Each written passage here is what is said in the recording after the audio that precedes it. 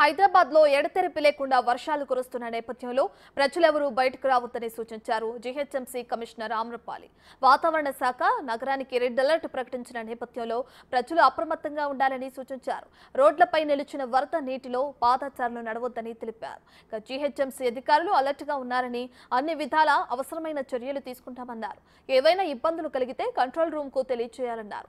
ఇదే విషయానికి సంబంధించి మరింత సమాచారాన్ని మా ప్రతినిధి రాంప్రసాద్ అందిస్తారు. భారీ వర్షం కురుస్తుంది. దీనికి సంబంధించి రాష్ట్ర ముఖ్యమంత్రి అయితే అధికారులందరినీ కూడా అలర్ట్ చేయడం జరిగింది. ప్రధానంగా హైదరాబాద్ లో ఉన్నటువంటి పరిస్థితులను జీహెచ్ఎంసీ కమిషనర్ ఆమ్రపాలి విజిట్ చేస్తున్నారు. ప్రస్తుతం ఖైరతాబాద్ లో ఉన్నటువంటి కమిషనర్ తో మాట్లాడితే హుస్సేన్ సాగర్ లెవెల్స్ ని మానిటర్ చేస్తున్నామండి. ఇప్పుడు 1 మీటర్ మనకి గ్యాప్ ఉంది, అయినా సరే రిస్క్ ఎందుకు అని చెప్పి మార్నింగే మేము గేట్స్ రిలీజ్ చేసాము. 3 feet పైకి ఇంక్రీజ్ చేసాము. దీనివల్ల water flow is going on. So as of now there is no danger. Level అయితే మానిటర్ చేస్తాం. స్టాగ్నేషన్ పాయింట్ దగ్గర సిబ్బంది ఎలా వర్క్ చేస్తున్నారు? స్టాగ్నేషన్ దగ్గర people are there and they are alerted.